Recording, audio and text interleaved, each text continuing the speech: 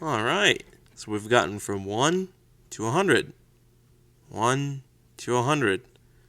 1 to 100. I can't believe we got that far.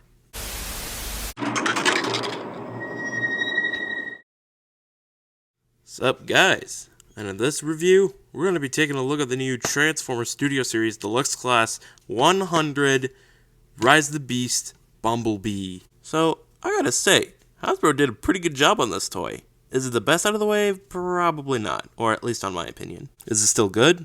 Yes, 100%. Get it? 100. Painting and sculpting on this figure? Pretty decent. I mean, sculpting is really good, but painting is a little lackluster. I guess the only thing that could have changed up was at least add some silver that they used over here and maybe add it on to the head because he kind of looks a little plain. Also, why does his head sculpt look like he's all angry and everything? I mean, he's Bumblebee. Isn't he supposed to be a cute little Bumblebee or something? I don't know. But he's angry because he's hurt and scarred for life. No thanks to Scourge. Also, we did get a new leak of his CGI render, and his feet are a little different. But this is okay. And, of course, there's Kibble. But, it's the same manageable kibble that they did for Off-Road Bumblebee and B127. Like the bottom of the legs being stored with a whole bunch of kibble. And the backpack being nicely folded in. The new Studio Series Rise of the Beast Bumblebee does have that kind of feature on it. And I gotta say, the kibble management on the back is way much better than this. For some weird reason, this won't tab in. I think other people have that problem too. And Rise of the Beast Bumblebee doesn't have these little pieces dangling on the bottom of the doors. It's like they borrowed some engineering from this figure and this figure and put it together to make the ultimate hybrid. And you know what? I gotta say, well done, Hasbro. Let's get down to accessories. Now the sword's alright. I like the way the blade looks. Not with the painting, but I do like the way it's sculpted and how sharp it is. Unlike whatever was going on over here. I mean, look at that. That doesn't look like it'll do any damage. This one, however, definitely. And this part over here is a little bit wider than the... Ooh, there it goes. The Bumblebee movie one. I just wish they added silver on the blade, because without silver on the blade, it looks a little plain. Anyways, the blade goes right here, and there you go, Bumblebee with this little blade. Didn't he lose this sword when Shatter ripped it off and then stabbed it onto Bumblebee? I guess Bumblebee got it fixed. Or did he always have two different types of blades for his swords?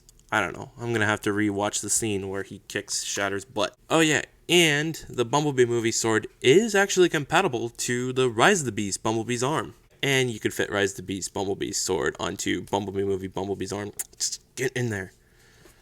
Has a little bit of trouble tabbing in there, but it stays in there.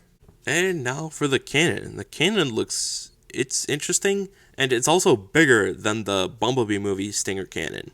Now this time, the hollow gap right here is closed in. Anyways, you're just gonna plug it onto Bumblebee's left arm, not the right, the left. It's always gonna be on Bumblebee's left arm, and it looks cool. However, on the bottom, not so much. So yeah, that's Bumblebee's weapons. Oh yeah, I don't think there's any weapon storage.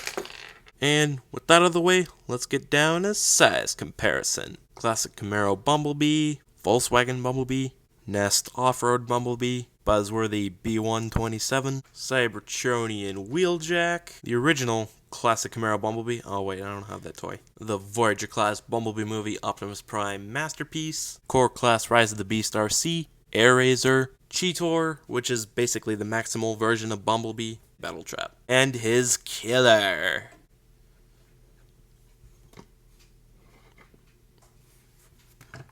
Let's just get down to articulation.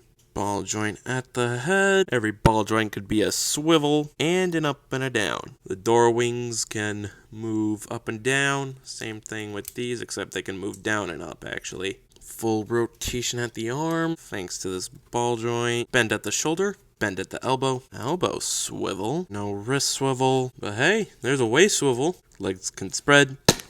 Leg can move all the way up that far. Can move back that far. Doesn't really move far unless you open this up and it can move a little bit out. thigh rotation, bend at the knee, and that is a pretty 90-degree bend, foot swivel, and side-to-side rotation, but I think that's primarily used for transformation. Oh well, serves well for articulation. Speaking of transformation, let's get down to that. Now, it's just best to start off with the legs. First off, you're just gonna open this panel up, you're gonna rotate the back piece, and then rotate the foot, and then collapse it on into that whole assembly.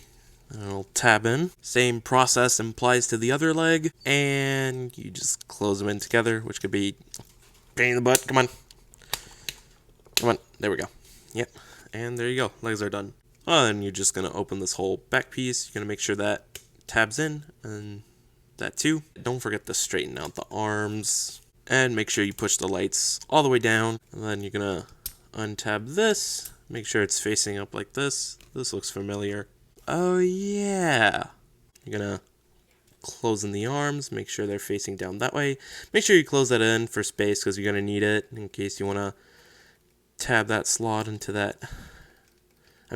Peg that tab into that slot. My bad. And then you're just gonna go ahead and close that in. And then the same process applies to the other side. Then lastly, you're gonna go ahead and close this whole section in. Make sure everything is tabbed in together. There you go. That's a pretty transformation, and this car mode is actually pretty good. Mind you, this is the 1977 or 1979 Z28 Chevrolet Camaro, just modified for off-road reasons, because, Rise the Beast. And it's going to be a huge jungle mission out there. Anyways, this car mode design, it's really cool, and I think it's faithful to what it looks like in real life. Oh yeah, unfortunately, the arms stick out on the bottom where they're visible. You know what this visible arm reminds me of? It's when Charlie got home with the Beetle and that one part fell off. That's what it reminds me of. Boom.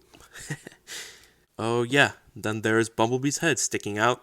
Hi! Although, I'd rather prefer the normal version of the classic Camaro. Not to say this off-road upgrade is bad. I just think I'd prefer the normal version. But I'm pretty sure it's gonna be cool seeing this car mode in the movie. Oh, and I think this might be the most screen time we'll see Bumblebee with the 1970s classic Camaro. Maybe even more than what screen time we ever got with this Camaro with the 2007 and Bumblebee, combined. Oh yeah, I wasn't gonna forget about doing a little comparison with just the normal 70s Camaro and the off-road Camaro. Maybe if they have the time, they could do one without all the off-road pieces. Oh, and I'm well aware that there's a mainline one, which I kind of want to get that figure just to see how it is. Even though it's not 100% faithful to the movie, I'm pretty sure that toy was just made for fun and nostalgia. Oh yeah, and I almost forgot.